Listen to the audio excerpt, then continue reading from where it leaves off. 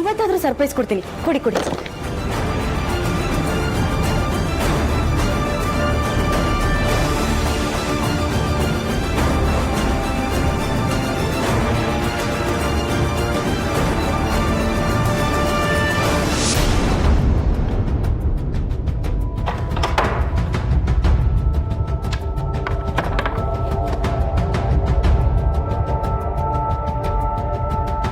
ಇದು ಚಿರು ಬೊಂಬೆ, ಅವನ ಅಸ್ತಿತ್ವ. ಇದನ್ನೇನಾದರೂ ಚೈತ್ರಂಗೆ ಕೊಟ್ಟರೆ ಮುಂದೆ ಆಗೋ ಪರಿಣಾಮಗಳು ನನಗೆ ಗೊತ್ತಿದೆ.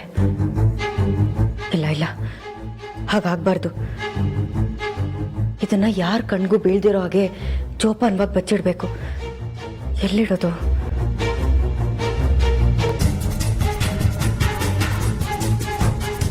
ಅವ್ನು ನನ್ನ ಜೊತೆ ಮಾತಾಡದೇ ಇರಲಿ. ನಾನಿದನ್ನು ಜೋಪಾನ ಮಾಡೋದು ಒಳ್ಳೇದು. ಅವ್ನು ನನ್ನ ಮಾತು ಕೇಳದೇ ಇದ್ರೆ ಏನಂತೆ? ಅವ್ನು ನನ್ನ ಮಗ, ನಾನು ಅವನ ತಾಯಿನೇ.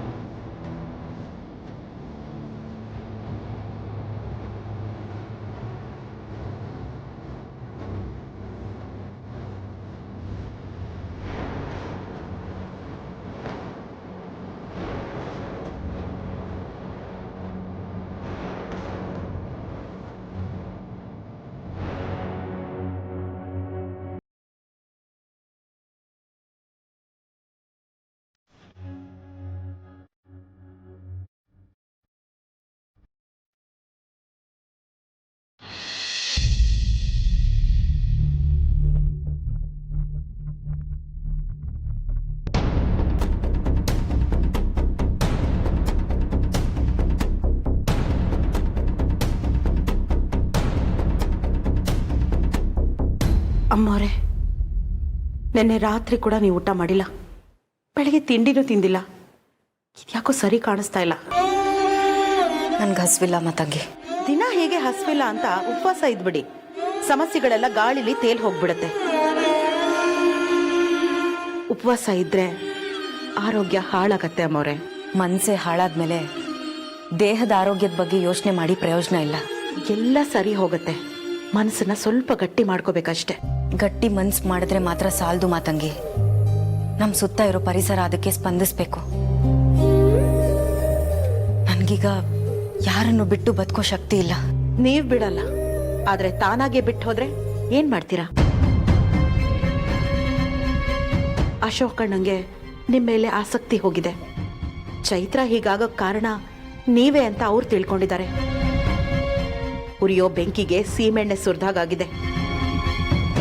ಇಲ್ಲ ಮೋರೆ, ಇದಕ್ಕೆಲ್ಲ ಒಂದು ಅಂತಿಮ ಹಾಡೋದೇ ಒಳ್ಳೇದು. ಮನೆಯವ್ರಿಗೆಲ್ಲ ಚಿರು ವಿಷಯ ಹೇಳ್ಬಿಡೋದೇ ಒಳ್ಳೇದು.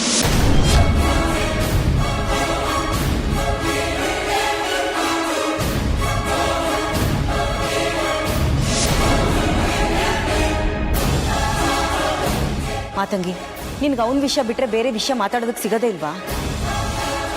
ನನ್ನ ನಿಮ್ಮ ನಡುವೆ ಯಾವಾಗಲೂ ಚರ್ಚೆ ಆಗೋ ವಿಷಯ ಅಂದ್ರೆ ಚಿರು ವಿಷಯ ಮಾತ್ರ.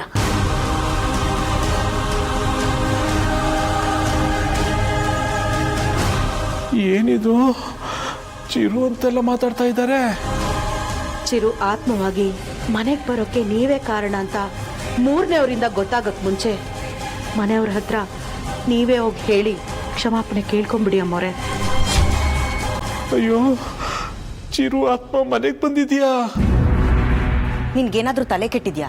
ಪ್ರತಿ ಸಾರಿ ಈ ವಿಷಯದ ಬಗ್ಗೆ ನಿಮ್ಗೆ ಹೇಳಿದಾಗೆಲ್ಲ ನಿಮ್ ಪ್ರಕಾರ ನನಗೆ ತಲೆ ಕೆಟ್ಟಿರುತ್ತೆ. ಆದ್ರೆ ನನ್ನ ಮಾತು ಕೇಳ್ದೆ ನೀವು ಒದ್ದಾಡೋದನ್ನ ನೋಡಿದ್ರೆ ನನಗೆ ತಲೆ ಕೆಡತ್ತೆ ಅಮ್ಮೋರೆ. ನೀವಾಗೆ ಹೋಗಿ ಮನೆಯವ್ರಿಗೆಲ್ಲ ವಿಷಯ ಹೇಳಿದ್ರೆ ಎಲ್ರಿಗೂ ಕೋಪ ಬರುತ್ತೆ. ಆದ್ರೆ ಅವರೆಲ್ಲರೂ ನಿಮ್ಮನ್ನ ಕ್ಷಮಿಸ್ತಾರೆ. ಅವರೆಲ್ಲರೂ ಒಟ್ಟಾಗಿ ನಿಂತು ಹಿಂಪರ ಇರ್ತಾರಮ್ಮೋರೆ. ಮಾತಂಗಿ, ನೀನು ಈ ವಿಷಯನ ತಮಾಷೆಯಾಗಿ ತಗೋಬೇಡ. ಚಿರು ಇದಕ್ಕೆ ಅವಕಾಶ ಮಾಡಿಕೊಡಲ್ಲ ಅಂತ ಗೊತ್ತಿದ್ರು ನೀನು ಇದನ್ನೇ ಮಾತಾಡೋದು ನನಗೆ ಸರಿ ಕಾಣಲ್ಲ.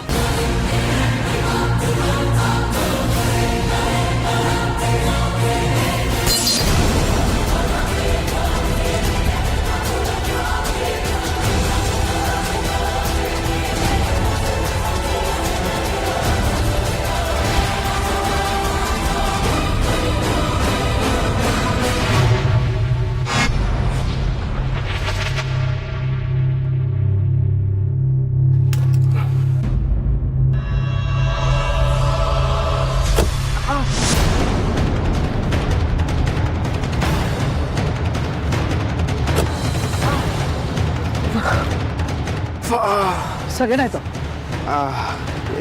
ಏನಿಲ್ಲ, ಅದು ಕೈ ಡೋರ್ಗೆ ಟಚ್ ಆಯ್ತು ಅಷ್ಟೇ. ಏನು ಪ್ರಾಬ್ಲಮ್ ಇಲ್ಲ, ನೀವು ಹೊರಡಿ.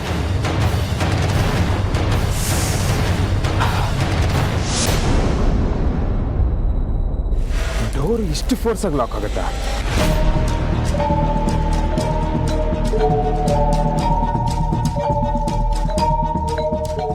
ಈ ಫೋರ್ಸಲ್ಲಿ ಬಿದ್ದರೆ ಇಷ್ಟೊಂದು ಪೇನ್ ಆಗಲ್ವಲ್ಲ? ವಾಟೆವಾ.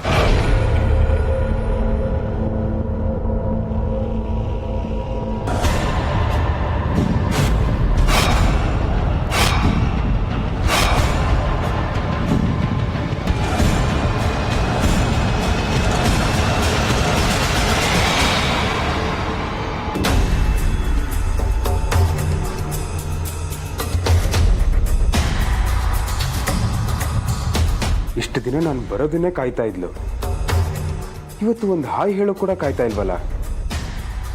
ಏನಾಗಿದೆ ಇವಳಿಗೆ?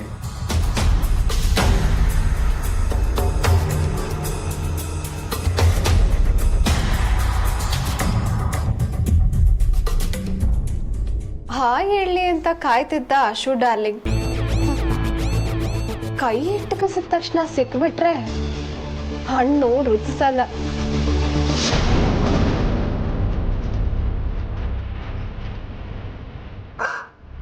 ಜಯಸಿಂಹಣ್ಣ, ನೀವಾ? ಹೌದು, ನಾನು ಹೋಗ್ತೀನಿ. ಯಾಕೆ ಇಷ್ಟೊಂದು ಹೆದರಿದ್ದೀರಾ? ಏನಾಯ್ತು? ಅದು ಅದು ಏನಾಗಿಲ್ಲ, ನಾನು ಹೋಗ್ತೀನಿ. ಅಣ್ಣ ನಿಂತ್ಕೊಳ್ಳಿ. ಯಾಕೆ ಮತ್ತಂಗಿ ಈ ರೀತಿ ಗದರ್ತೀಯಾ? ಅಲ್ಲ, ಇಲ್ಲಿ ನಿಂತ್ಕೊಂಡು ನೀವೇನ್ ಮಾಡ್ತಾ ಇದ್ರಿ ಅಂತ ಅದು ಅದು ಹೇಳಿ ಅಣ್ಣ. ಚಿರು ಆತ್ಮ ಈ ಮನೆಗೆ ಬಂದಿದೆ ಅಲ್ವಾ?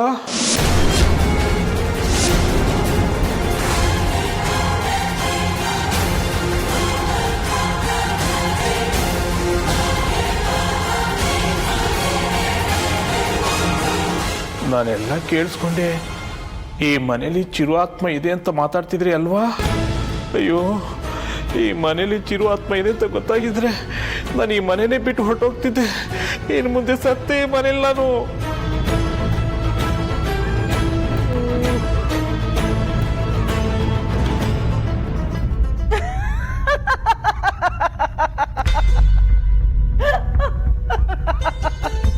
ಮತಗಿ ಯಾಕಷ್ಟು ವಿಕಾರವಾಗಿ ನಗ್ತಿದ್ಯಾ?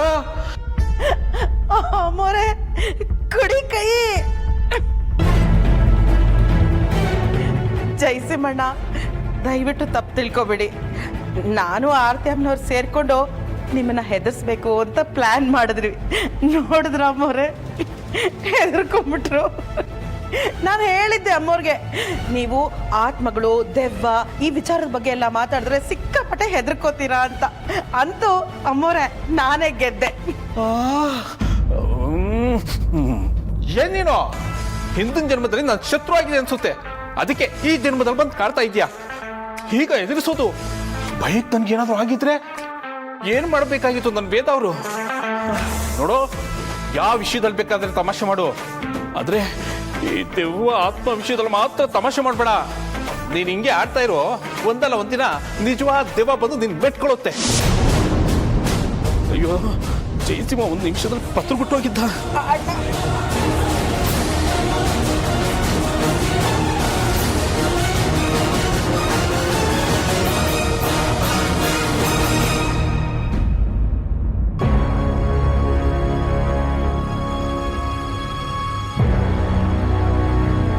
ರಾಗಿಣಿ ಯಾಕೆ ಇವತ್ತು ವಿಶ್ ಕೂಡ ಮಾಡಲಿಲ್ಲ? ಬೇಜಾರಲ್ಲಿದ್ದಾಳ ಅಥವಾ ಕೋಪ ಬಂದಿದ್ಯಾ? ಮೋಸ್ಟ್ಲಿ ಕೆಲಸದಲ್ಲಿ ಇನ್ವಾಲ್ವ್ ಆಗಿರ್ತಾಳೆ, ನಾನು ಬಂದಿರೋದು ಗಮನಿಸಿರಲ್ಲ. ಕಮಿನ್.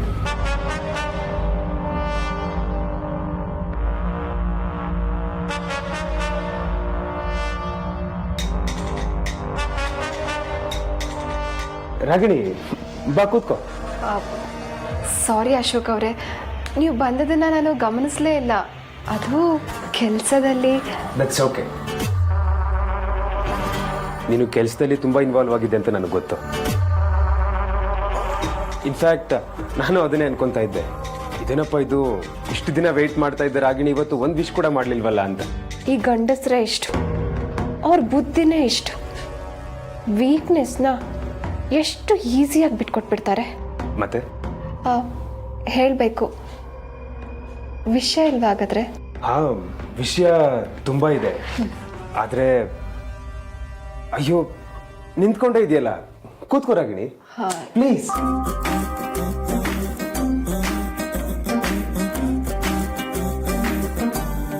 Now tell me. ಅದು ನೀವು ತುಂಬ ದಿನದಿಂದ ಫ್ಯಾಕ್ಟ್ರಿ ಕಡೆ ಬಂದಿರಲಿಲ್ವಲ್ಲ, ಅದಕ್ಕೆ ಅಕೌಂಟ್ಸ್ನೆಲ್ಲ ಸಬ್ಮಿಟ್ ಮಾಡೋಣ ಅಂತ. ದಟ್ಸ್ ಓಕೆ ರಾಗಿಣಿ, ನೀನು ಅಷ್ಟೆಲ್ಲ ತಲೆ ಕೆಡಿಸ್ಕೋಬೇಡ, ನಾನು ನಿಧಾನವಾಗಿ ನೋಡ್ತೀನಿ. ತಲೆ ಕೆಡ್ಸ್ಕೊಳ್ದೆ ಇದ್ರೆ ಹೇಗೆ? ಇಯರ್ ಎಂಡ್ ಅಲ್ವಾ? ರಾಗಿಣಿ, ನಿನ್ಗೇನಾದ್ರೂ ತುಂಬ ಹೊರೆ ಅನಿಸ್ತಿದ್ರೆ ಅಸಿಸ್ಟೆಂಟ್ ಇಟ್ಕೋ. ನನಗೆ ಅಸಿಸ್ಟೆಂಟಾ? ನಾನೇ ಇಲ್ಲ ಅಸಿಸ್ಟೆಂಟು. ನಿನ್ನನ್ನು ಅಸಿಸ್ಟೆಂಟ್ ಅಂತ ಯಾರು ಹೇಳಿದ್ದು? ನಾನಿವಾಗ ಅಕೌಂಟ್ ಅಸಿಸ್ಟೆಂಟ್ ಅಲ್ವಾ? ಇಷ್ಟು ದಿನ ಅಸಿಸ್ಟೆಂಟ್ ಆಗಿದ್ದೆ, ಆದರೆ ಇನ್ಮೇಲೆ ನಮ್ಮೆಲ್ಲ ಫ್ಯಾಕ್ಟ್ರಿ ಅಕೌಂಟ್ಸ್ನು ನೀನೇ ನೋಡು.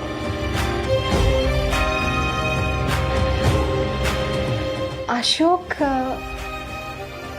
ಎಸ್ ರಾಗಿಣಿ, ನಿನಗೆ ಪ್ರಮೋಷನ್ ಕೊಡ್ತಾ ಇದ್ದೀನಿ. Thank you Ashok. ಆದರೆ ನಾನು ನಿನ್ನ ಕೈಲಿ ಆಗತ್ತೆ, ಬೇಕಾದರೆ ಟ್ರೈನಿಂಗ್ ತಗೋ. ಸರಿ Ashok, thanks for the opportunity. ಸರಿ, ನಂಗೆ ಸ್ವಲ್ಪ ಕೆಲಸ ಇದೆ, ಆಮೇಲೆ ಮಾತಾಡೋಣ.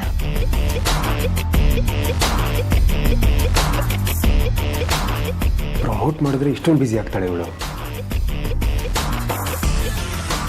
ನಾನು ತುಂಬ ರೂಡಾಗಿ ಬಿಹೇವ್ ಮಾಡಿದ್ದೀನಿ, ಅದಕ್ಕೆ ನನ್ನ ಹತ್ರ ಮಾತಾಡೋದಕ್ಕೆ ಸ್ವಲ್ಪ ಹೆದರ್ಕೊಂತೇಳಿ ಅನ್ಸುತ್ತೆ.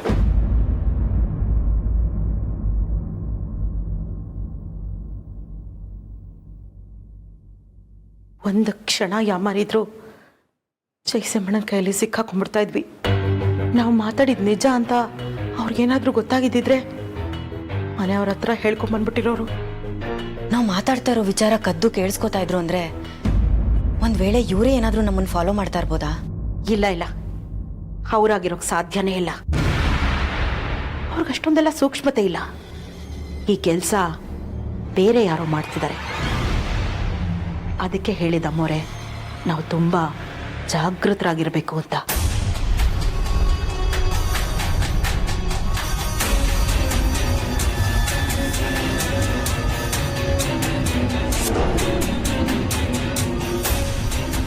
ನೋಡಿ, ನಿಮ್ಮ ಮಗ ತಿಂಡಿ ತಿನ್ನಿ ಅಂತ ಹೇಳ್ತಾ ಇದ್ದಾನೆ.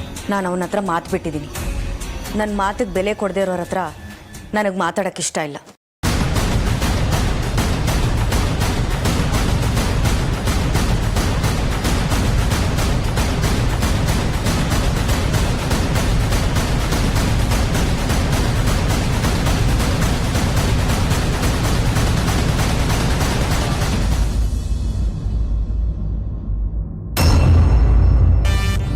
ಒಳಗೆ ಹೋಗಿದೆಯಲ್ಲ, ಏನಾಯಿತು? ಏನಂದ ಅಶೋಕ್? ಗುಡ್ ನ್ಯೂಸ್ ಅಂತ ಹೇಳಿದ್ದಾರೆ. Wow, super. 10 ಲಕ್ಷ ಯಾವಾಗ ಸಿಗುತ್ತೆ? ಗುಡ್ ನ್ಯೂಸ್ ಅಂತ ಹೇಳಿದ್ದು ನಿಮಗಲ್ಲ ಕೃಪಾಕರ್ ಸರ್, ನನಗೆ. ನಿನಗೆ ಗುಡ್ ನ್ಯೂಸಾ? ಏನದು? ಇನ್ನು ಮುಂದೆ ಎಲ್ಲ ಫ್ಯಾಕ್ಟ್ರಿ ಅಕೌಂಟ್ಸ್ ಹೆಡ್ ಆಗಿ ನನ್ನನ್ನು ಪ್ರಮೋಟ್ ಮಾಡಿದ್ದಾರೆ. ಈಗ ತಾನೇ ಅಶೋಕ್ ಅವರೇ ಹೇಳಿದ್ರು, ಇನ್ನು ಮುಂದೆ ಎಲ್ಲ ಫ್ಯಾಕ್ಟ್ರಿ ಅಕೌಂಟ್ಸ್ನ ನಾನೇ ಹ್ಯಾಂಡಲ್ ಮಾಡಬೇಕಂತೆ. ಓ, ದೊಡ್ಡ ಸೀಟನ್ನೇ ಎತ್ಕೊಂಡ್ಬಿಟ್ಲು. ಮುಂದೆ ಅವಳನ್ನ ಹಿಡಿಯೋಕ್ಕಾಗುತ್ತಾ? ಸೂಪರ್, ಒಳ್ಳೆ ಅಪಾರ್ಚುನಿಟಿ ನಿನಗೂ ನನಗೂ. ಆದರೆ ಲೆಕ್ಕ ಪಕ್ಕ ಇರಬೇಕು ಅಂತ ಹೇಳಿದ್ದಾರೆ. ಪಕ್ಕ ಲೆಕ್ಕ ತೋರಿಸ್ಬೇಕು ಅಷ್ಟೇ ತಾನೇ? ತೋರಿಸೋಣ, ಒಂದು ಚೂರು ಡೌಟ್ ಬರಬಾರ್ದು, ಆ ಥರ ಮೇಂಟೈನ್ ಮಾಡೋಣ. ಕೇಳಿದ ತಕ್ಷಣ ಕೊಟ್ಟು ಬಿಡ್ತೀನಿ ಅಂತ ಕನಸು ಕಾಣ್ತಿದ್ದಾನೆ. ಹಾಗೆ ನಾನು ಕೇಳಿದ ವಿಚಾರನ ಮಾತಾಡಿದ್ಯಾ? ನಿಮ್ಮ ಹತ್ರ ಒಂದಿನ ಟೈಮ್ ಕೇಳಿದ್ದೀನಿ ತಾನೆ? Okay okay, cool, take a time.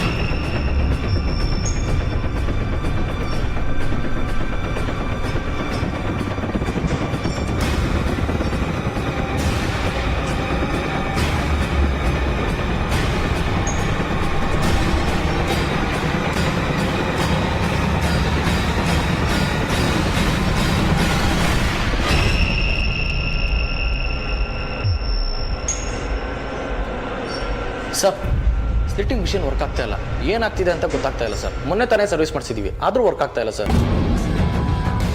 ಆರ್ಡ್ರ್ಗಳು ಬೇರೆ ತುಂಬ ಇದೆ, ಒಂದು ದಿನ ಕೂಡ ಕೆಲಸ ನಿಲ್ಬಾರ್ದು. ಇಂಜಿನಿಯರ್ಗೆ ಫೋನ್ ಮಾಡಿ ಬಂದು ಚೆಕ್ ಮಾಡಲಿ. ಸರ್ ನಾನು ಆಲ್ರೆಡಿ ಅವ್ರಿಗೆ ಫೋನ್ ಮಾಡಿದ್ದೀನಿ, ಅವ್ರು ಬರೋದಿನ್ನು 4 hours ಆಗುತ್ತಂತೆ. ಅಲ್ಲಿವರೆಗೂ ಕೆಲವು ವರ್ಕರ್ಸು ಕೆಲಸದಿಂದ ಖಾಲಿ ಕೊಡಬೇಕಾಗತ್ತೆ ಸರ್. ಸರಿ, ನಾನೇ ಒಂದ್ಸಲ ಚೆಕ್ ಮಾಡ್ತೀನಿ ನಡೀರಿ. ಸರ್ ಹಾಗೆ ಇನ್ನೊಂದೇನೋ ಹೇಳಬೇಕು ಸರ್. ಏನು? ನಿನ್ನೆ ರಾತ್ರಿ ಸೆಕ್ಯೂರಿಟಿಗೆ ಚಳಿ ಜ್ವರ ಬಂದು ಹಾಸ್ಪಿಟಲ್ ಅಡ್ಮಿಟ್ ಆಗಿದೆ ಸರ್. ಹೌದಾ? ಏನಾಗಿತ್ತು ಅವನಿಗೆ? ಅದೇನೋ ನೋಡಿದ್ನಂತೆ, ಅವ್ನ ಕಣ್ಮುಂದೆ ಪಾಸ್ ಆಯ್ತಂತೆ. ಫ್ಯಾಕ್ಟ್ರಿ ಲಾಕ್ ಆಗಿದ್ರೆ ಒಳಗಡೆಯಿಂದ ಏನೋ ಸೌಂಡ್ ಬಂತಂತೆ. ಏನೋ ನೋಡಿ ಏನೋ ಅಂದ್ಕೊಂಡಿರ್ತಾರೆ, ಇಷ್ಟಕ್ಕೆಲ್ಲ ಯಾಕೆ ಹೆದರಬೇಕು? ಮೊದಲು ಮಷಿನ್ ಏನಾಗಿದೆ ಅಂತ ನೋಡೋಣ, ಆಮೇಲೆ ಮಿಕ್ಕಿದ್ದು ಮಾತಾಡೋಣ. ನಡೀರಿ. ಸರ್